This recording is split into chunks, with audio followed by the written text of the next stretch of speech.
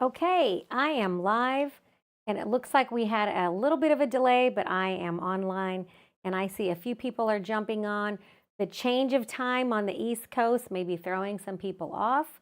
So it is 5:59 on March the 9th, and that's East Coast time. So if you're just joining us, let me go ahead and give everybody a few seconds, and then let me share what we're going to do. All right, so we are going to be working on the fruit of the Spirit, and let me just flip this around so you can see what's going on. So you can see behind me, I have been working on my fruits of the Spirit as well. So each of the big blocks in this quilt are these variable stars, and inside each variable star is a different fruit. And I'm making two of each, except for the last one, because the last one I'm going to shrink and I'm going to add it to the little 6-inch squares. So I'm going to go ahead and just give you a quick recap, say hi to each other, and tell me where you're joining us from. Okay. If you are new, I'm going to go ahead and share the desktop. You can find all of the blocks for the series at www.jellyrollclub.com, and you're going to click on the Fruits of the Spirit, and then it's going to take you to this page that has all of the information. We have the self-control blocks on March 23rd, and on April 13th, I'm going to share a handout that has finishing touches. You're going to be adding vines and leaves and other things to the fruit of the Spirit. So we've got two more sessions to go in this series, and then we finish. I also have another thing happening next week for those of you who are making scrappy quilts. I have a stepping stone pattern, so I have a new quilt that's going to be going on the channel, and it's called the Stepping Stone Quilt, and you will see that released this week because we are going to be having a new Jelly Roll only quilt coming up. All right, so this is what we're working on today. It is the banana, the gentleness block, because everybody knows bananas have to be handled very, very gently, because if you don't, your bananas turn into a smushy mess. So you're going to need your 6.5-inch center, and I'm going to show you what I've got here. So I've already have my block. If you don't know how to make these are just 4 flying geese units that are joined to a 6.5-inch square. And so when you're done sewing this in here, it is 6 by 6. So this is 6.5 inches by 6.5 before you sew. Then once you add your flying geese and your 3.5-inch squares, you end up with this. This is what every block is built on. You're going to need your handout that has your banana. You don't even need to print the second one unless you plan on doing fusible interfacing for that one. Okay, the other thing that you're going to need is a little bit of water. I have water in a bowl here. I'm going to use a couple of makeup cotton balls is fine, or maybe even a paintbrush is fine. So I'm going to use a little bit of water. I am going to use for this one, you can use Inktense pencils or Inktense blocks. But if you just have the fabric markers like Tulip makes, you can use those as well to add the details to our banana. So our banana is going to have a little detail. So you can use either an inexpensive fabric marker like this one in brown, or you can use Inktense if you have those. But don't feel like you need to go out and buy expensive things. All right, so let's go ahead and get started. I'm going to use some Pellon 805. That's also known as Lightweight Wonder Under. Let me move this out of my way so I can show you how I do all of these. And I just use a big chunky Sharpie like this for all of mine. If you want it to be in reverse, which I do. And then I just come around here, and that's why you see a lot of the clip art that I create or I provide for you as this. Now this one has a little kind of a void there to give this banana a shape, and I may or may not leave it in there. We'll see. I may draw it. You don't have to be precise. This is your banana, so you can make your bananas a different shape. And then this is going to go up here, and I'm going to add the top. So I'm going to use yellow. In this case, I'm using a yellow batik. I have a 6-inch scrap here. This is just 6 inches. It's part of a fat quarter, and it has some spots where the batik actually has a little bit of shadowing, so I may use that to my advantage to give my banana a little bit of a shadow. So if you see how that goes there, there's a couple of places where my fabric, I'll show you what that looks like, has these dark spots. I'm going to use that to my advantage. I'm also going to use this back side where I use the Sharpie to trace my banana. So you don't really need a light box. I know some people think they need a light box for this process, but you actually don't. You can just use a good old Sharpie and trace on the front side, and it'll create what you need. All right, so I'm going to use my Pellon 805, and I'm going to lay that down. I'm just going to lean that over here so I have a tiny bit of leftover, and then I'm just going to use a regular pencil, nothing fancy, and I'm just going to trace on the outside of this entire shape. I don't need to trace the inside.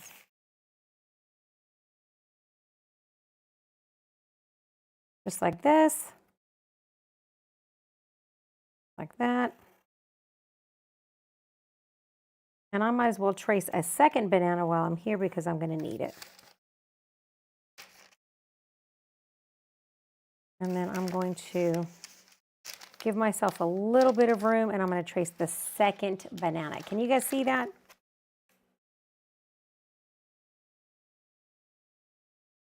All right.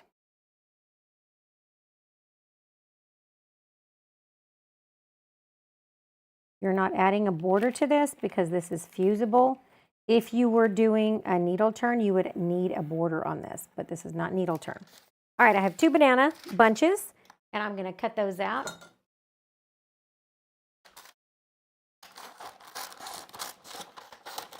When you use any kind of a fusible, you just leave a little bit of a border. And that's it. And I'm going to heat up my iron and put my mat down. Okay. I'm going to keep my banana beside me as a reference. So whenever you're looking at that, you can pull it up on your phone, or you can just keep it as a reference. And I'm going to go ahead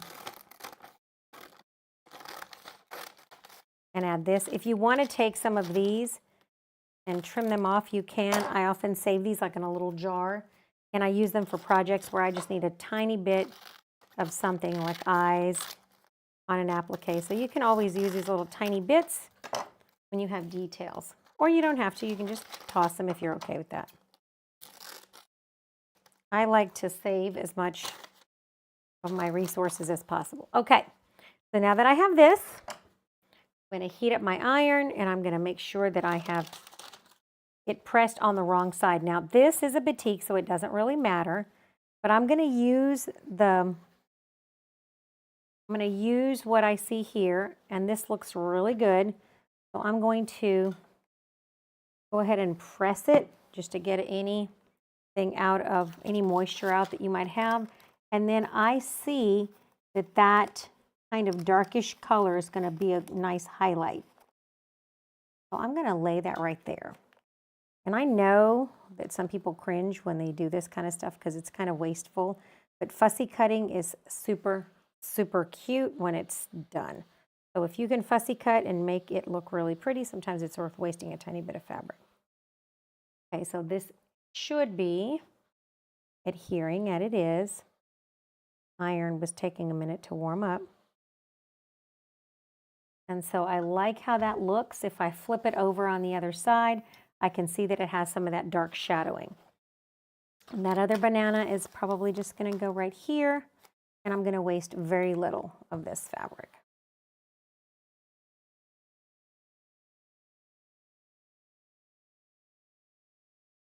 All right, what is the smallest scrap? You see that there? What is the smallest scrap that you guys save?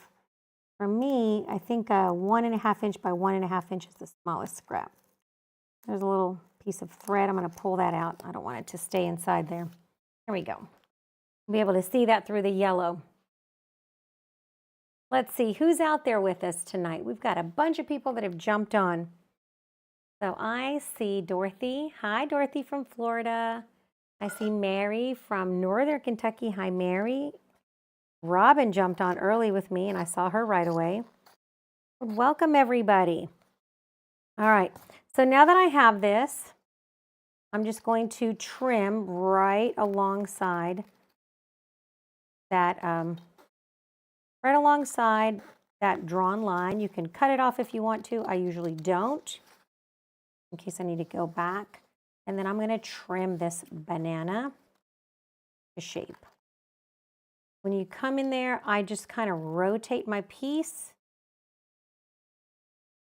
And I come around because what I don't want to leave in those little nooks is something that's going to fray on me. So I try to kind of curve it with my scissors so that it doesn't fray in those little weird angled spots. So I just kind of curve it like this and then turn it with my hand. And that tends to do a whole lot better. All right, so there's one banana bunch. And then I'm going to do the other banana bunch. You save 1-inch scraps. I try to save, like this piece right here, I will probably save it. I have these little Ziploc bags where I have stuff that has fusible on it already. So I may save that because that could be something like a fruit or a vine or something for another project. So I do save my little bits and pieces, especially if you do any collage quilting. You can save little bits like this because these will sometimes come in handy. But just save a little jar, but not too many, because otherwise your sewing room can get overrun with stuff.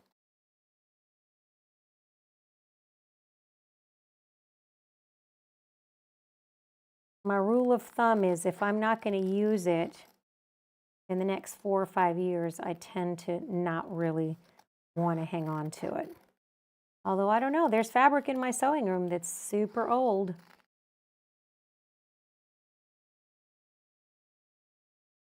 All right.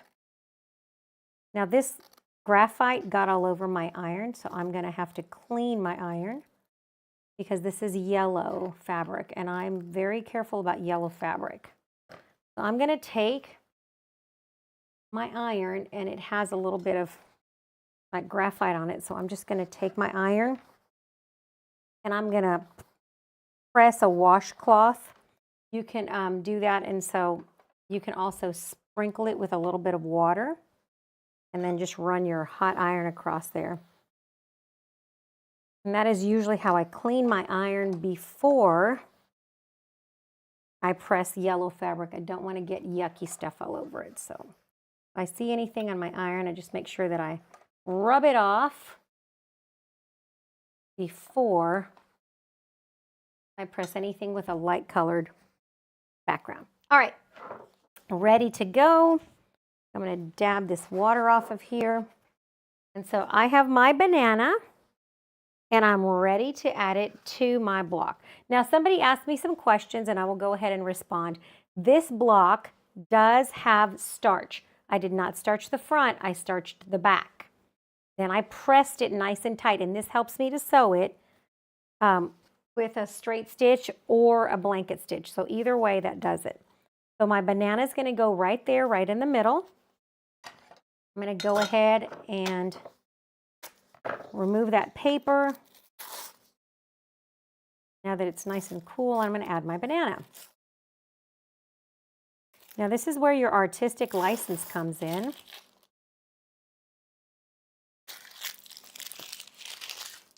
And I'm going to go ahead and give it a light press, not a lot. I'm going to give it a little bit of a press, not a ton of a press, because I just want it to barely stick, but I don't want to kill the glue. All right. So now come the Inktense blocks or markers. You can get whatever colors you want. I'm going to be using, it's like a bark brown bark. The number is 2000. And this is like baked earth, so it's like a different brown. I'm also going to use a little bit of green. I know that sounds weird, but apple green, bananas have a tiny bit of green on them. And so that's what I'm going to be using. And then this color over here, which is ink black. I'm going to use a little bit of black. So let's start with the banana itself. So the top of this banana, if you notice on the drawing, had a little bit of a squarish or rectangular piece that came down here. And so I'm going to go like this. I'm going to draw that in there. A little bit of black And so what I'm doing is I'm putting in that part of the banana that was dark. I'm going to add some color with a little bit of brown in there. And I'm going to add a few dashes of black like this to make it dark. And then a few more dashes of brown. So I'm mixing the two browns and a little bit of black to give this texture. All right, so I have this banana that kind of peels back and it comes up here to the top. So what I'm going to do is I'm going to take this brown and I'm just going to use my wrist. And when you're drawing, here's a tip. Turn your work, not your wrist. So I'm going to turn this like this so that my hand just kind of naturally curves. And I'm going to go like this. And I'm going to make that nice chubby banana go right here. So I have this right here, and then I've got the little vein that goes on my banana. So my chubby banana is going this way, just like this. And I'm doing that other thing. And I'm going to come out here and give it a little bit of an edge in this black. This is bark. Bark, and I'm just going to come along that edge. Now I could have done some of this while it was on the paper, but I find that I like to do it better when it's adhered. And you're just barely tickling that and getting that on that edge. Like that.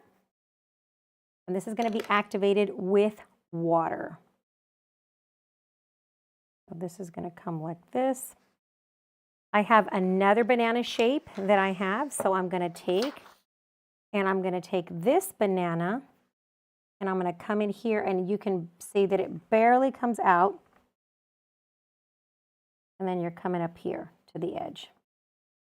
Now, some of you may want to lay this down like this and use a light box just like that to trace.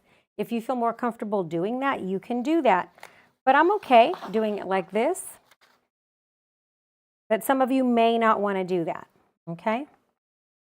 So I have a little spot where my bananas kind of come in like this. And it gives it that other banana shape, but this is where some of that black is going to come in. I'm going to come in like this, and I'm going to do that little divot for the top of that other banana, and then I'm going to bring the brown in there and bring it down. Like I said, some of you may not feel comfortable doing this and freehand drawing like I do, so don't be afraid to stick that right on a light box and trace it.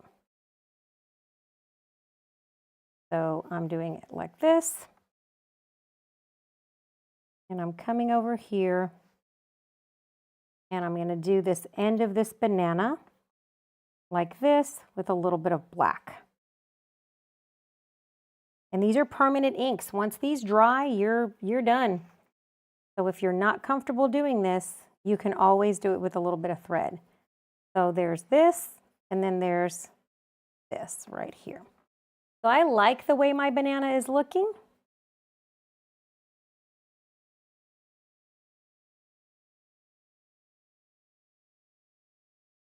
And I'm going to go ahead and activate all of that ink with a little bit of water.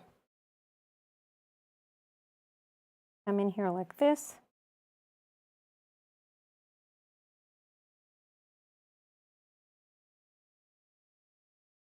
Have any of you guys played with these Inktense markers and Inktense pencils? All right, so now my banana is looking like a banana to me. So I'm going to take a little bit of water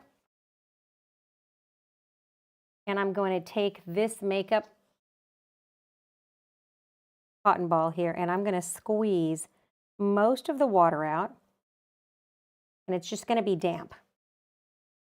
And then I'm going to take that damp edge and I'm going to run it across here to activate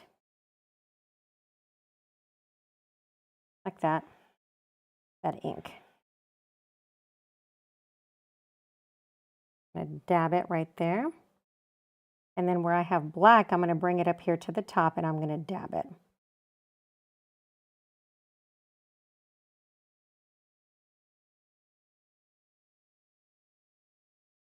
And so this is wet. And while it's wet, I'm going to go ahead and add a little bit more of this black here in this corner. And then I'm going to add a little bit of brown and bring it down. And while this is wet, I can add more ink like this.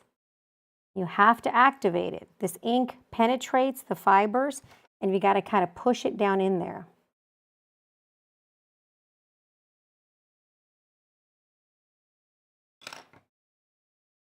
This one has a lot of black on it, if you notice, so I'm going to get another clean one. And I'm going to dab it in the brown.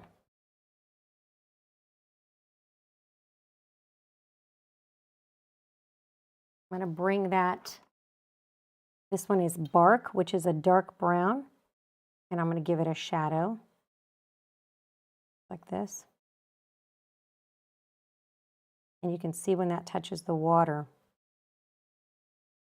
how much ink that spreads.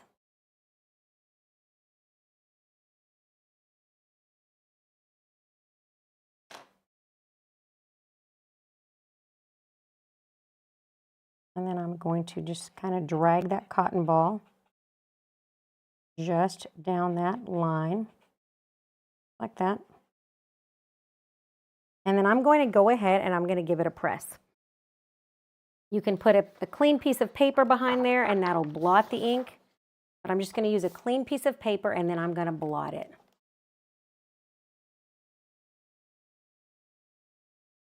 All right.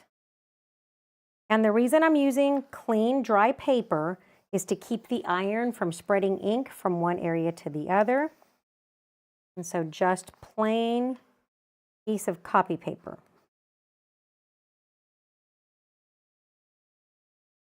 All right, so let's look at that.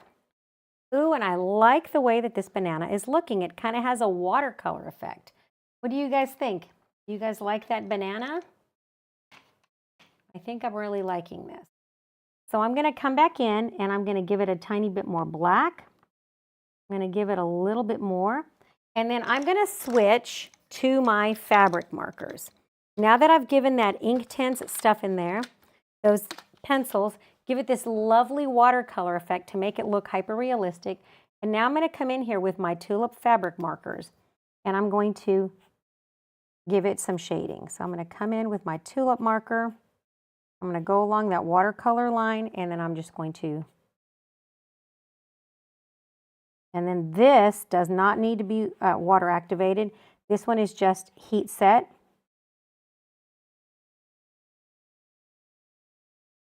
And that's just going to give me an outline. These are permanent markers. These, once you put them in, there's no washing them out. So I'm going to come in here and I'm going to give that banana, like I said, turn your fabric, not your hand. I'm going to give my banana a nice dark outline. And bring that banana this way. Give it a nice outline. And then I think that this is looking like a hyper-realistic banana to me.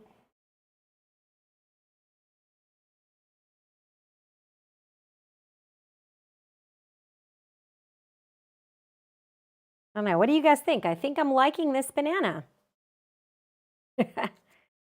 I do love the smell of these fabric markers. They're delightful.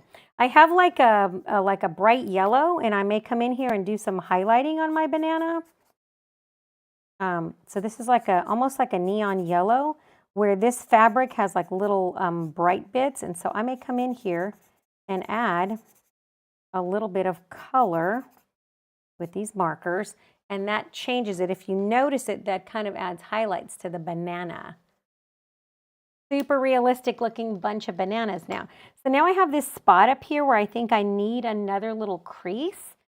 And so I may go ahead and take some more Inktense and bring it down here and add another little line to my banana because I'm trying to make it look very realistic. And I'm going to add a little bit more brown to this line. And then I'm going to add a tiny bit up here, like a line like this. I think what that'll do is that'll make my bananas really look like a real set of bananas. I'm going to add a little bit more dark bark up here at the top and then make this vertical line deeper. And then I think I'm going to be close to being done. So let's add a little bit of bark, which is like a dark brown, to that. And then I'm going to add a bit of cotton that's damp, and I'm going to push that ink down into my fibers, because what I want that ink to do is sink down in there. And this is why I don't put starch on anything that I do this to, because I want that to be hyper realistic. And then I want that ink to sink down into those fibers so that I can let it set. I like how that's looking. I'm going to add a paper and I'm going to add some heat to set that. What can you use to outline your banana if you don't have markers? If you have micron pens, or if you have an ultra fine, like a brown Sharpie, you can do that. If you have anything that has like brown ink in it. See, these markers are permanent. So once I put them in here, they're not going anywhere. There we go. So now I can press this with a hot dry iron. I'm going to set it down, and I think I love how this banana is looking. What do you guys think? I think this banana is looking super realistic. And I want to make sure that that's completely dry. And then once this dries, this may fade a tiny bit, and then I'm done with it. If you want to take and add like little brown spots to it, you can add a few little brown spots with this. You know how bananas get those little tiny brown spots? I may add a few little tiny brown spots to my bananas. I can do that too. And then I'm just going to let this heat set for about 15 seconds. Christy has a question. How does the starch affect the pencils? So for this particular fabric, for the banana fabric, this has no starch, and the reason I don't want starch is because the starch prevents that ink from penetrating into that fabric, and so when you wash it and the starch washes away, you may wash away some of your ink and it'll fade. I don't want that to fade, so this is why this particular fabric that I've used for my banana has been washed but not starched. And then once I do this, if I wanted to starch it now, I can, but this is what my hyper-realistic bananas look like. I think I like how they turned out. What do you guys think? See the bananas? Can you guys see them? I think they look really good. And so now I can take and I can stitch along there. If you don't have markers, you can actually add some of this with some embroidery floss and some straight stitching. So if you did not have markers, but you still wanted to do the same thing, you could. You could also stain your bananas a little bit with a little bit of tea if you wanted to tea stain them to give them kind of like a brownish banana look. All right, everybody, I hope, look at this, let me push that down like this so you can see it. I hope that you like how this looks. All you have to do is 2 blocks that have bananas on them, and then you can decide if you want to add bananas to the other part of the quilt. But I like how this turned out, and I think this is looking pretty good. These pencils are these are washable, so I'm going to do a test for you guys so you guys can see.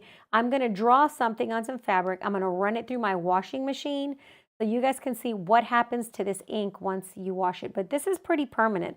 Once you heat set that and then you let it dry, this is it. It's stuck there. It's not really going anywhere. And I've tested this on a couple of things, but I want you to see what my test is.